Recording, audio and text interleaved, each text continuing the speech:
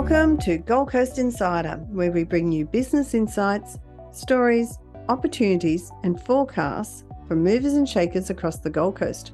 I'm your host, Estella Rodiguero. I'm CEO of Regional Development Australia Gold Coast. Today, I'm thrilled to be joined by a true icon of Queensland's political and community landscape. The Hon Rob Borbidge AO is a distinguished leader who has played pivotal roles across various sectors in Queensland. From his early days growing up in Ararat and as a Rotary Scholar in South Africa to serving as Queensland's Premier, Rob's career has spanned politics, tourism, community service and more. Now as Chair of Experience Gold Coast and with a decade of leadership at LifeFlight Australia, his commitment to the growth and well-being of the Gold Coast is stronger than ever. In today's discussion, we'll dive into Rob's early years, the personal moments that shaped his journey, his vision for the future of the Gold Coast, and his enduring dedication to community work. We'll also explore his time at LifeFlight and gain invaluable insights for emerging leaders. Welcome, Rob, and thank you for chatting to me today. Pleasure. Good to be with you. We'll start with some early years. So apart from 1 year at Overberg High School in South Africa as a Rotary Scholar, you completed your schooling in Ararat in Victoria. Now, this must have provided you with some unique experiences. So looking back on your personal journey from growing up in Ararat to becoming a key figure in the Gold Coast, what are the moments or decisions that stand out as pivotal in shaping your life and career? Well, I guess one of the big decisions the family made was to sell up a farm that had been in the family for over a century and make the move to Queensland. And a lot of that was based on the fact that the then decision made by then Premier Joby Peterson to abolish death duties and gift duties. And it was interesting because if you did a rewind of our family history, once before, the family had been just about sent broke by death duties and gift duties as a result of certain events that occurred, and it really struck a chord not only with us but with lots of other people across Australia. And of course, that started a major development boom here on the Gold Coast and right across Queensland, and ultimately forced every other state and the Commonwealth to also abolish a tax that had been basically wreaking havoc on families for decades. Wow, yeah. So did you always have an interest in politics from a young age, or were there other career paths that interested you before you eventually pursued your life in public service? I was always interested in politics. I ended up secretary of the Rossbridge Maroona branch of the Country Party when I was 16. And it used to meet in a little hall in a paddock, and there would have been about 7 or 8 farmers that came along. And I went along with my dad on one occasion. And because I was the youngest there, I ended up the secretary. So from then led to, I guess, a lifetime involvement in politics with a couple of breaks in between. But I'd always had that great interest and that great passion in the political system. And that actually comes a lot. It's influenced by your parents, do you think? Yeah, a little bit. Yeah. It does. And then I think as you get older, you sort of start to think more independently. But certainly, certainly it was a family association and family links that led to my involvement in politics. But then when we moved to Queensland, the Joe era and the opportunities that opened for many families such as ourselves from interstate just confirmed that it was the correct decision. So how did you make that decision? What was the first step in that decision? So you came to Queensland. So how did that evolve from that? Well, we moved to Queensland. We went from being sheep farmers to owning a motel. And I was managing the motel there for 3 or 4 years before I entered Parliament, and they were some of the great times of my life. We had great fun, met lots of interesting people, made a bit of money on the way through, and thoroughly enjoyed it. But the opportunity came along to stand for Surfers Paradise as the National Party candidate. I didn't know whether to or not. I was enjoying life in the motel, but I guess it's one of those things where you come to the view, well, if I don't give it a go, I'll probably regret it for the rest of my life. So I nominated. I remember the day I nominated. I drove up to Brisbane and I drove around the city for an hour or so before I fronted up at then National Party headquarters because I didn't know whether I really should or not. And I thought, well, give it a go, don't be a chicken. And I nominated. I didn't think I'd get pre-selection. I got pre-selection. I didn't think I'd win the seat. I won the seat. I won the seat on Labor preferences. Peter Beattie was the state secretary of the Labor Party at the time. So certain irony in that.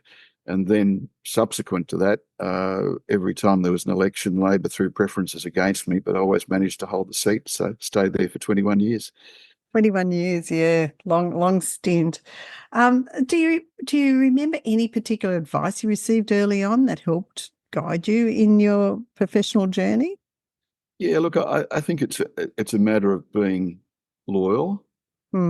And loyalty is a two-way street. You can't expect loyalty unless you give it as well. It's dedication, it's hard work, it's commitment, and it's having good friends and people that you can rely on in the good times and the bad. And I think that's a good recipe. What about a mentor? Yeah, when I was growing up in Victoria, I got to know the local federal member who was had served, with some distinction in the military. A man by the name of Bob King he was the member for Wimmera in those days. Became very closely associated and supported Bob in his federal campaigns when I was quite young. And then Jim Webster was a senator for Victoria. Jim took me under his wing as well. And in later life, I was able to keep in contact with Doug Anthony, who, of course, became Deputy Prime Minister, federal member for Richmond up in this part of the world, and someone that was, I think, an outstanding political leader of his day. Absolutely. So you've been a leader. Look, I said it to you earlier. I always hear the saying, if you want a job done, ask a busy person. And honestly, since I think you've left politics, I can't believe anyone who's been busier than you and involved in so many things. And so there's a number of things I wanted to delve into. And one is LifeFlight. So LifeFlight Australia is the world leader in aeromedical care. With the core purpose, of course, of saving lives and serving the community. It's been around for about 40 years, Rob. I mean, that's an amazing time, isn't it? And you've served as chair of LifeFlight and LifeFlight Foundation for over a decade, and you're now a senior advisor to the chair and CEO. So what inspired you to become involved with LifeFlight? And let's talk about it a bit, because I think it's an amazing thing that we have here in Queensland. It's a fantastic organisation. And ironically, I first became involved in LifeFlight at the invitation of Jim Elder, who's a good friend of mine. And Jim was Deputy Premier in the Labor government. So we had this interesting position where we were opponents in politics and friends in life. And after we both got out of politics, Jim said to me, look, you should get involved in LifeFlight. We could use you. There's a role here for you. And I subsequently joined the board. But as you said, it's a phenomenal organisation. Started on the Gold Coast with one helicopter. I think we're up to 15 at the moment, 4 air ambulance jets. And as you said, a world leader. I mean, each of those helicopters is a flying intensive care ward. And it's a tremendous service that I think is probably unrivaled anywhere else in the world.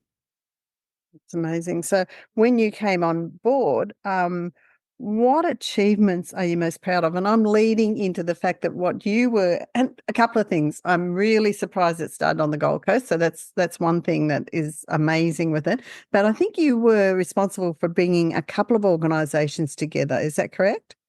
That's correct. Yeah, we were asked by the state government of the day to have discussions with the Sunshine Coast Helicopter Rescue Service in terms of a merger with LifeFlight. which was a fairly complicated process because you're bringing together two communities. And one of the great advantages of LifeFlight and the Sunshine Coast service is the degree of community involvement and support that they have. So we put together a new board.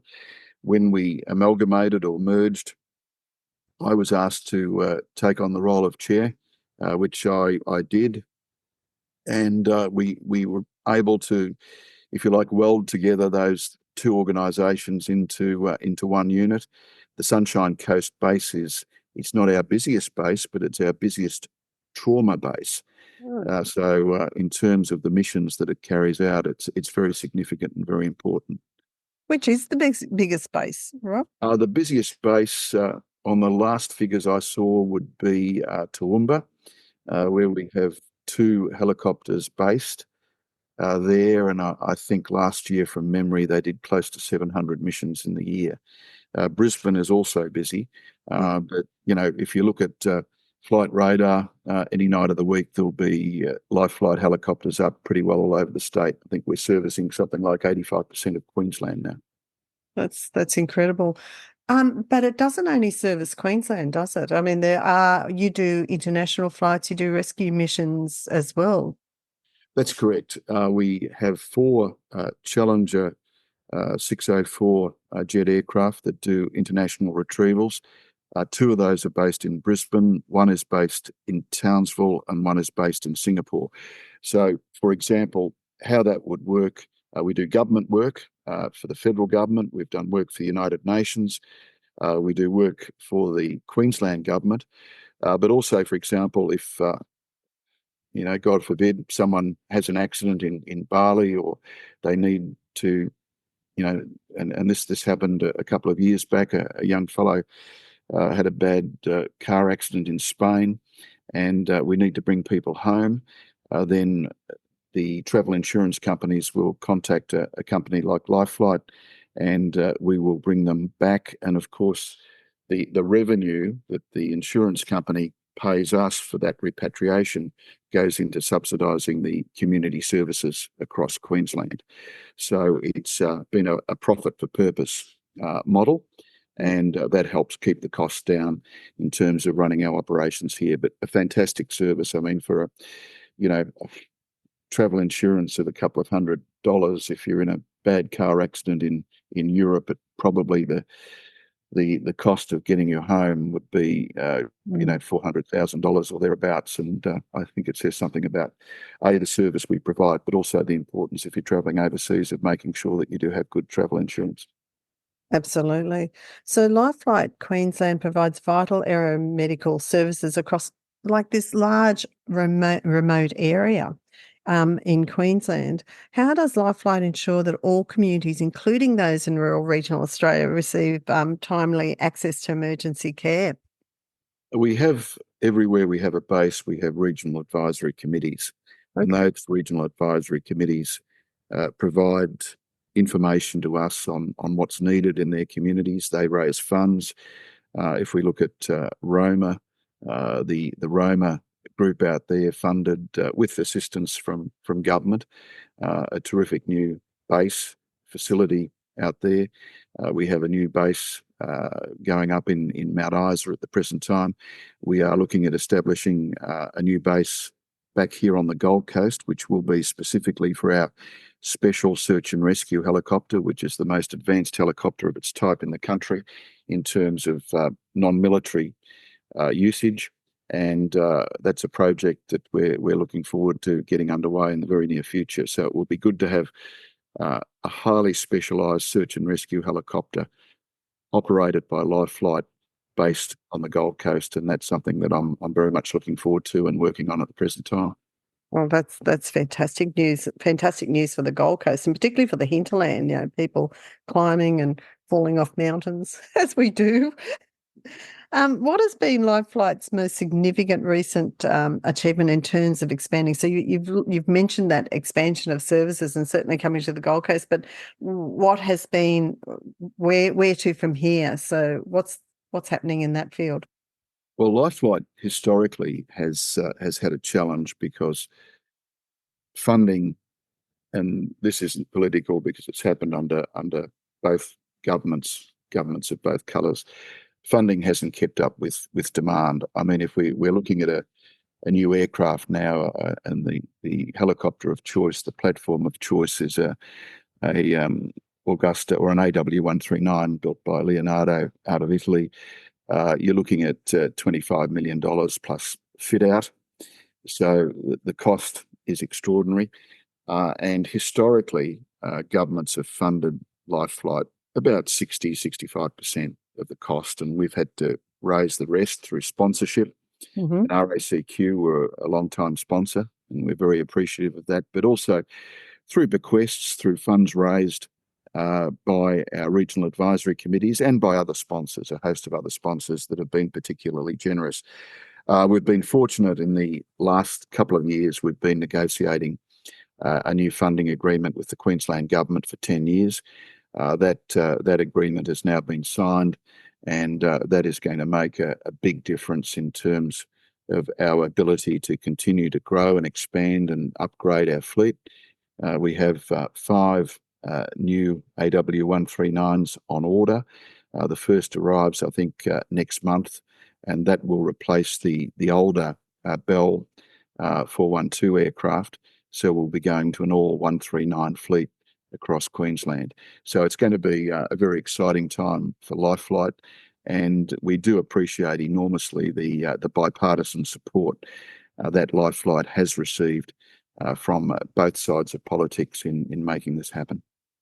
Certainly. That's a huge expansion, but it's a huge state, and it's becoming a larger populated state as well.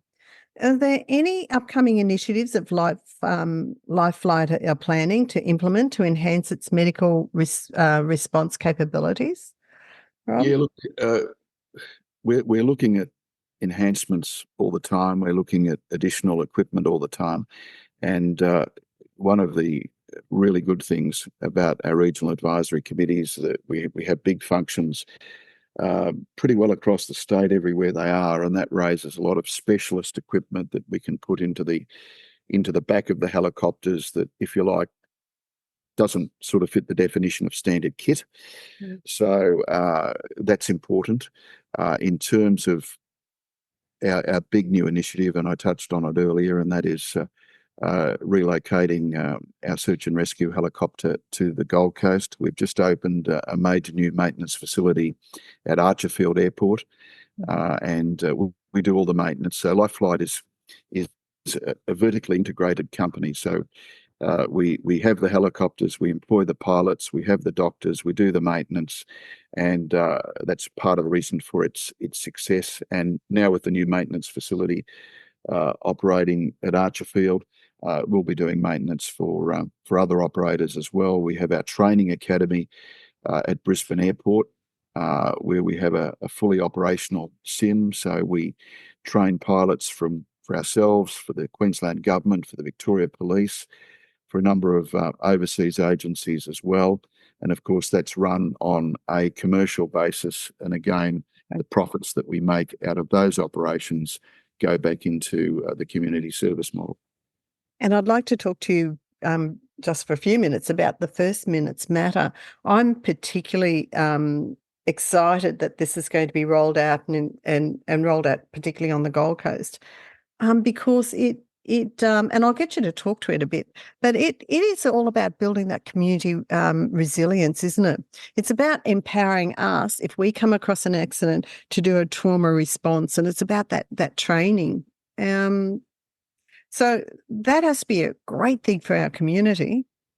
It's a great program, and when we started it now, 3 or 4 years ago, it was very much foot in the water, and the demand has been phenomenal. So we've had our medical teams, our trainers, moving right through Queensland, operating training programs free of charge for a whole range of communities. And the whole idea is, the helicopter might take an hour to get there. Yep. It might take an hour and a half, or it might be there in 15 minutes, who knows. But it's a matter of giving people that basic training so that they can stabilise someone who's been injured in an accident or has fallen ill until such time as the paramedics and the doctors can arrive on scene. So it's a great program. Looking forward to seeing it roll out across the Gold Coast, and everywhere it's been, people are just very excited about it and say that they just feel so grateful that they've had the opportunity to participate in it. It's very empowering too. At least it gives people, that knowledge that they can help and support when it's needed and where it's needed until further help comes. And that must make a big impact on what happens with that particular patient as well. Absolutely. I mean, what the immediate reaction to an accident is so important in terms of the potential to minimise the harm down the track. So for people who are listening to this and thinking, wow, this is an amazing service, love to get engaged, what opportunities are there for individuals and businesses to become involved with LifeFlight, either through donations, partnerships, or volunteering? Yeah, well, all of the above, basically. All of the above, yeah. All of the above. I mean, LifeFlight has been a strong organisation because of its community support, and if people want to volunteer to assist, and if they want to join regional advisory committees or help raise funds for specialised equipment, it's just a matter of contacting the organisation or the local regional advisory committee and getting plugged into what's happening on the ground. Thank you. Now we're going to move on to your next role, Experience Gold Coast. So you're appointed chair of Experience Gold Coast, which is now leading efforts to position the city as Australia's lifestyle capital. So can you talk to us a little bit about the formation of the Experience Gold Coast and its significance to our economy? Sure. The Gold Coast City Council last year initiated a review of their funded entities or their partially funded entities, and they came to the conclusion that we had some really good local organisations doing great things, but from time to time, through timing issues, perhaps not always complementing each other as best we could, or perhaps the opportunity was there to bring the organisations together to save money for the ratepayers and get a better value for the dollar spent. So the council took the decision to merge Study Gold Coast, Destination Gold Coast, Major Events Gold Coast, Home of the Arts, and Placemakers, which had responsibility for the local festivals. So we went through a transition period.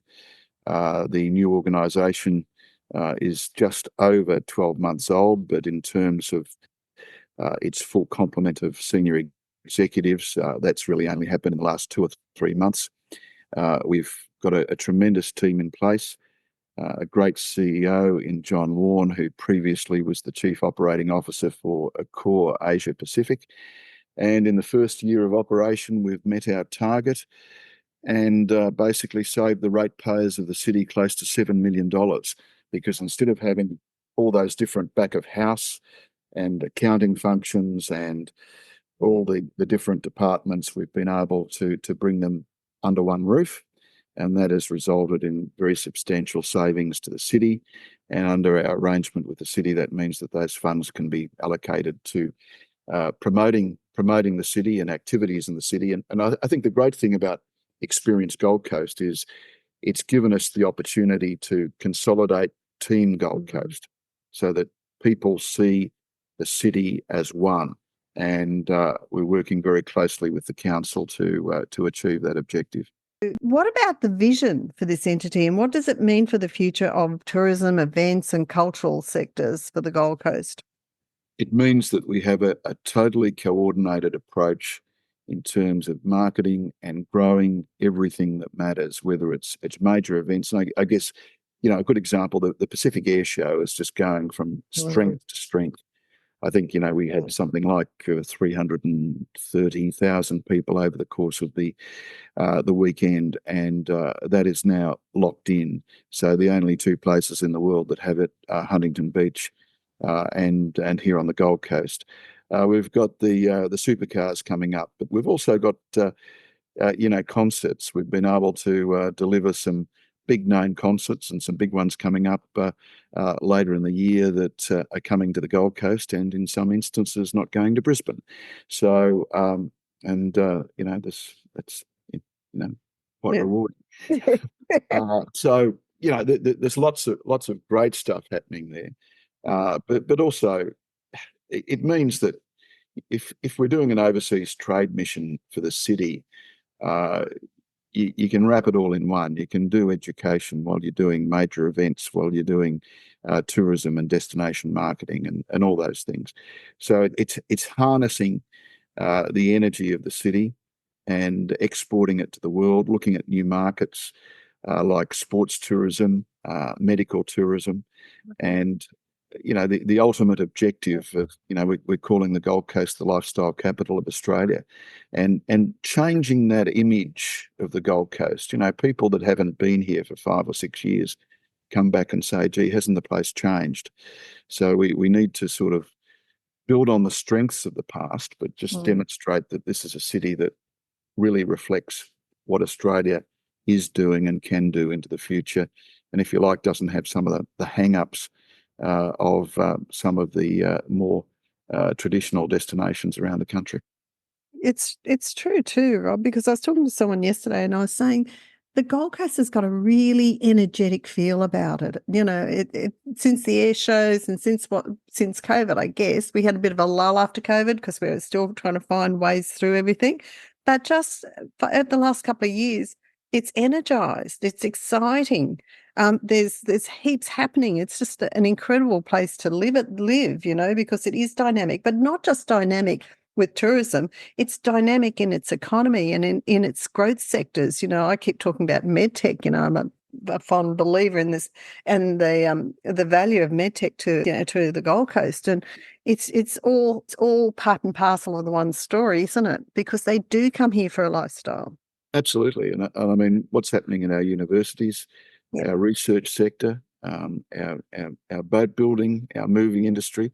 I mean, this is a city that's putting together so much and growing so fast, and we've got a great story to tell the world. And the good thing is people have come from all over Australia, and a lot of people have come from overseas. So we're a very successful reflection on what modern Australia can be. Absolutely. But with that comes some big challenges, I'd say, as well. So what do you think are the biggest challenges that are facing Gold Coast tourism industry right now? Well, we need to rebuild our international markets, which haven't really recovered since COVID, and Experience Gold Coast is doing some work up in China at the present time. The council's doing some work in the Middle East. So whilst domestic tourism numbers have really been very good, the international numbers have still been a bit soft. So we've got work to do there. In terms of the city itself, transport is an ongoing problem, and I think one of the great advantages, and why I've always been a supporter of the Olympics for Brisbane, is that when you have a major event like the Olympics, it forces governments to do things they wouldn't normally do in terms of infrastructure. So if we want faster rail, if we want better roads, if we want better communications, no one wants to see a traffic jam in the middle of the Olympics. So it's a great circuit breaker in forcing federal governments and state governments to open their wallets and make sure that when we're on show to the rest of the world, it's they see good things, not bad things. Yeah, absolutely. So talking about the domestic market, you can see is just absolutely brilliant because there's people here every weekend and holidays. And you're saying about rebuilding those international markets. Are we back to pre-COVID levels? Where do we sit, or is it greater than that? Well, we're certainly greater than pre-COVID levels for domestic, and overall visitor numbers are good. But in terms of international, we're still soft, and that's where we have to do some work. And I mean, there's a whole range of factors for that. There are cost factors. Asia traditionally has been very slow to respond post-COVID to anywhere. There's been a very cautious approach up there. But I think that there are great opportunities. I mean, we're seeing even out of Brisbane now greater connectivity through to the United States. We're seeing the new relationship pending federal government approval from Qatar Airlines or Qatar Airways and Virgin, which I think will be very good for the Gold Coast. And there's a whole range of issues there that I think are very encouraging for the future. So how does Experience Gold Coast work with the local businesses to ensure that everyone benefits, and particularly they benefit from the city's tourism economy?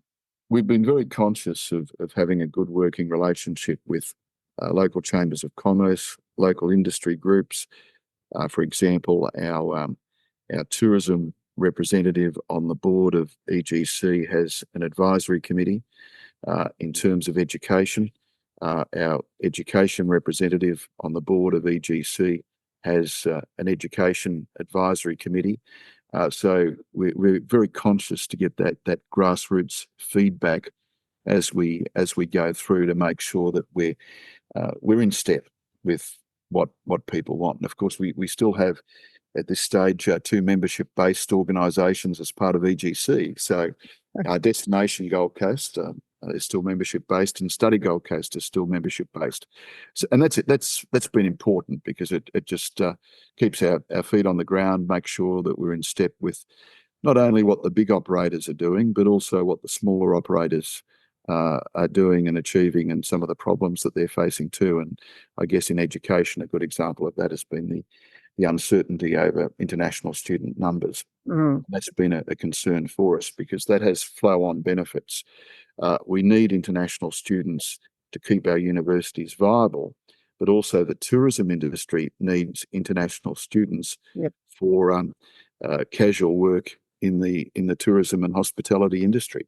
So one leads into the other, and it's all interconnected.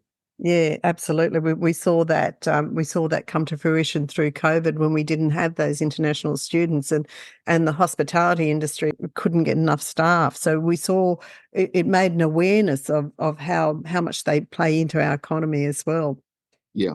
But there's obviously changes with the way tourists, what we call tourism, I guess. And I'm thinking with the rise of remote working and digital nomads now, does Experience Gold Coast see this as an opportunity for the city to attract the new wave of long-term visitors or the work from anywhere professionals? Because we actually did see a lot of professionals who could work from home move to the Gold Coast.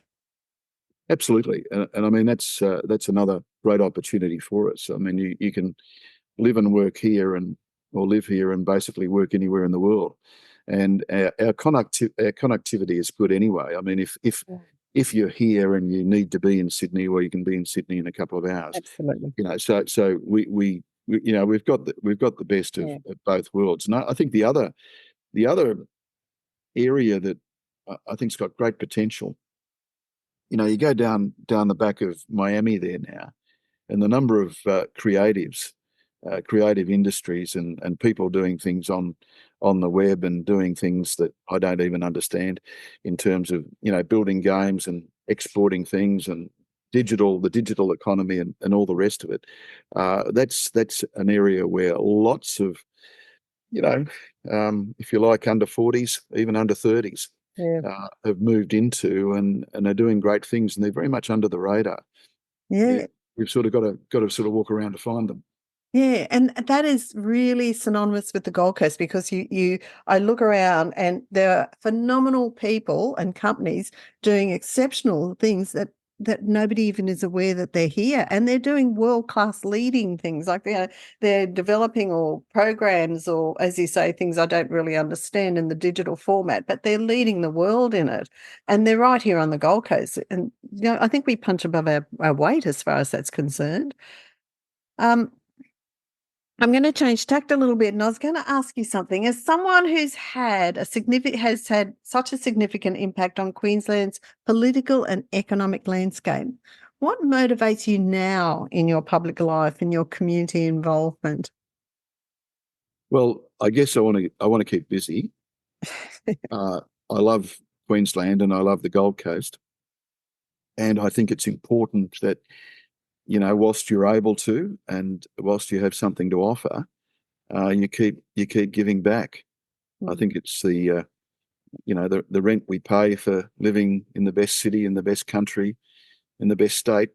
And, while you can do it, I think you should do it. And a lot of people do. I mean, I'm not Robinson Crusoe. There's a lot of people out there that are just giving so much to this community, and it's just so important. Yeah, it really is, and everyone who does that plays such an important role in the on the Gold Coast, and particularly for that legacy piece as well.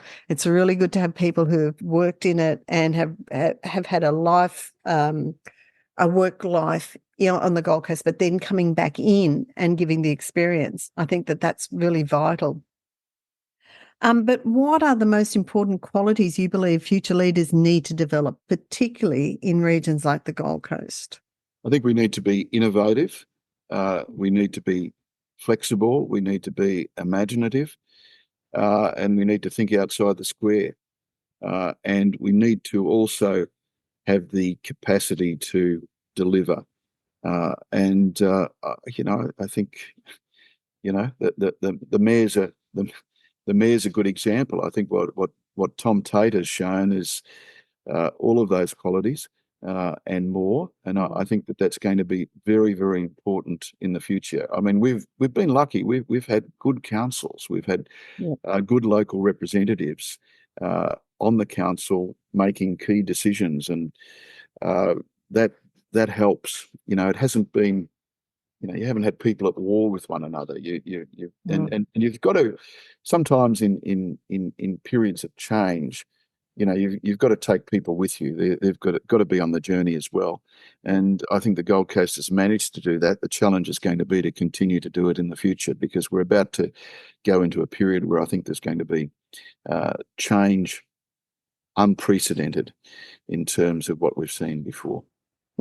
Yeah, absolutely. And if we've learned anything over the last 4 years or 5 years, it's that we have to stay flexible, and we have to be able to move very quickly on our feet in how we respond as well, and not put a reliance on any particular sector to have that really broad view of how things can be done and be innovative about it.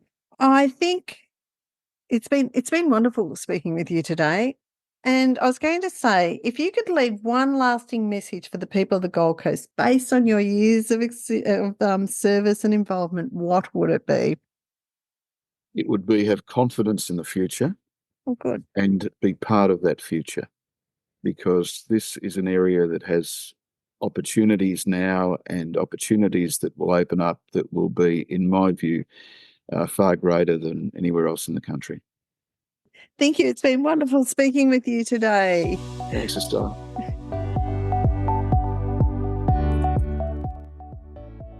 Thanks for listening today. For a complete list of podcast episodes and transcripts, go to rdagoldcoast.org.au/podcasts. And don't forget to follow us on Facebook, LinkedIn, or Twitter.